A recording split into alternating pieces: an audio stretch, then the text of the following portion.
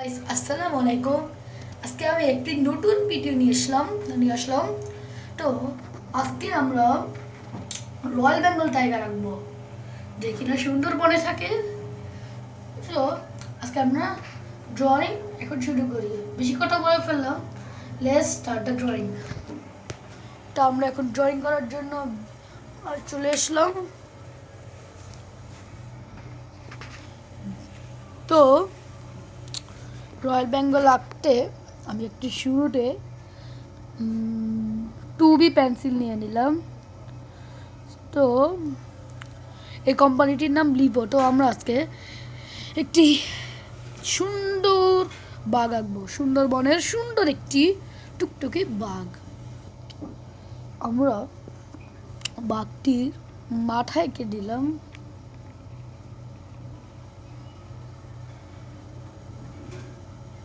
মাথা আঁকা হলো, কান দিলাম।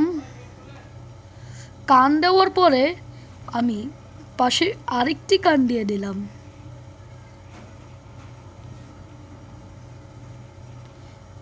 তারপরে চেহারাটা, মুখটি দেওয়ার পরে আমি নাকটি আগেই দিয়ে দিলাম, কারণ নাকটি না দিলে বাঘটি অসুন্দর লাগবে, খারাপ লাগবে খুব। এখন বাঘটি দেওয়ার পরে আমি এদিকে চোখ দিলাম,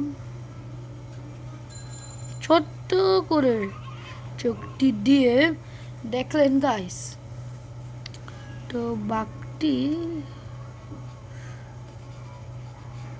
মুখটি এমন হয়, সব সময় আমরা বাঘ দেখলে বাঘের মুখটি এরকম দেখি। এরপরে আমরা বাঘের এগুলো দিয়ে দিলাম,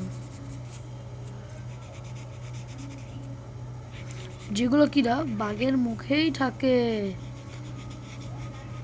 বাঘ কিন্তু সুন্দর, তাই না? তো এখন আমরা এগুলো দেওয়ার পরে বাঘের মাথায় যেগুলো থাকে আমি এগুলো দিলাম। দেওয়া হলো।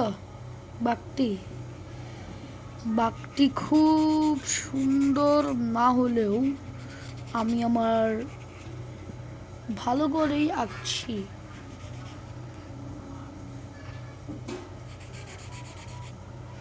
তো আমি এখন বাঘের এগুলো আঁকার পরে লম্বা একটি দাগ দিয়ে দিলাম।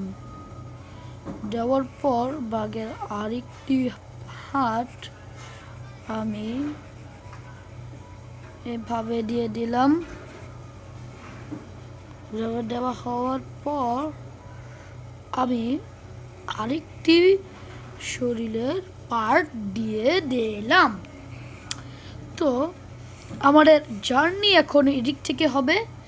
তো আমরা এখন এভাবে পাটি এঁকে দিলাম। বাঘের 4টি পা থাকে।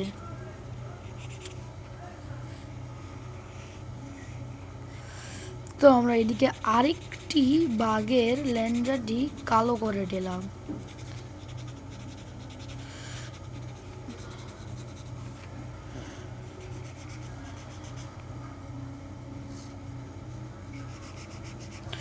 আমরা বাঘটি রংটি করে দিলাম। রং করার পর বাঘটাকে আমরা অবশ্যই দেখতে পাচ্ছি বাঘটি কেমন হয়েছে। এখন আমরা নিচে ঘাসও দিয়ে দিলাম। এই বাঘটিকে আমি সুন্দর আদর করে ডাকবো লিলি। এই বাঘটি অনেক সুন্দর, তাই আমি এই বাঘের নাম রাখবো লিলি। তো বাঘের আমি এটা বাচ্চা আজকে এঁকেছি। প্রবাবলি নেক্সট টাইমে আমি বড় বাঘ আঁকবো, যেটি না ভীষণ সুন্দর। এর চেয়েও আমরা আজকে এই পর্যন্তই ব্লগটি রেখা দেওয়ার ইচ্ছা আছে। তো আসসালামু আলাইকুম। আমার বন্ধুরা বাঘটি কেমন হয়েছে অবশ্যই কমেন্টে বলবে। গাইস, আমার ভিডিও আজকে এ পর্যন্তই। আশা করি আপনারা সবাই ভালো থাকবেন। আল্লাহ হাফেজ। আল্লাহ হাফেজ।